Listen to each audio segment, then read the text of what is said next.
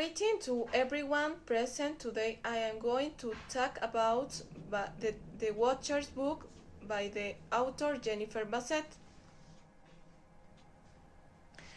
Jennifer Basset has been a teacher trainer, editor and materials writer, and has taught in England, Greece, Spain and Portugal. She is the series editor of the Oxford Bookworms Library and has written more than 20 original and retold stories for the series, including the Phantom of the Opera, One Way Ticket, The President Murder, and William Shakespeare. Two of her adaptations, Rabbit Proof, Fence and Love, Among the Haystack, have won Language Learner Literature Awards, and three of her other titles have been finalists for the awards. She has created a new sub-series called Bookworms World Stories, which are a collection of short stories written in English from around the world.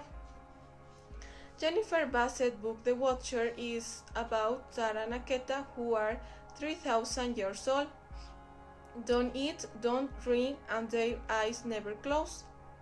They are the watcher of the god Poseidon, god of the sea, and the earthquakes are sitting under the palace of Knossos, always watching over the gods. Jim and Stella, an English brother and sister on vacation in Crete, and Nikos, their Cretan friends, meet and decide to go to the caves under the palace of Knossos. Then they begin their journey to that palace and bring likes, food and water, but the watchers are waiting for them. The next day at 7 in the morning, they went to the caves and Nikos began looking for the door to enter, while Jim and Stella waited for him. When Nikos found the door, they entered the cave, but it was very dark, so they had to turn on all the lights they brought. In addition, they were tired and hungry, so they sat down to eat something that was brought to them, while Nikos told them that it was rumored that the god Poseidon was in the caves in which they were found.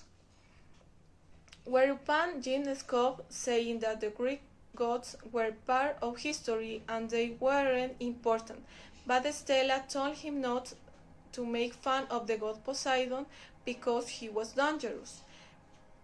Meanwhile, Tara and Aketa look at the dark and cold room of the god Poseidon, and they talk about how the people who visit the caves were always looking for the gold, but they couldn't take it or look at the face of the god and continue living. The second day, they continued walking through the caves and came across a river that they had to cross to keep walking. The watcher listened to them and said that if they saw that the two men and the woman were going in search of the gods, they would wake up and call on the gods.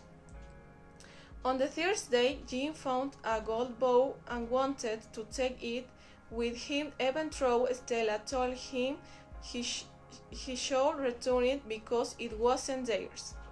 When the watchers saw that the two men and the woman wanted to take the god's gold and began to approach the place where the god was, they said his name, and at the moment an earthquake began to occur, so the stone began to fall by everywhere and weren't allowed to escape and died. Later, the news broke that the three young men had died in the Knossos earthquake, and Nikos' mother told what happened to her son and his two English friends. However, the watchers were satisfied that they had managed to protect the god's gold and they hadn't been allowed to see the god's face. Sometimes the desire to achieve something doesn't make us measure the consequence of the actions we take. Thank you.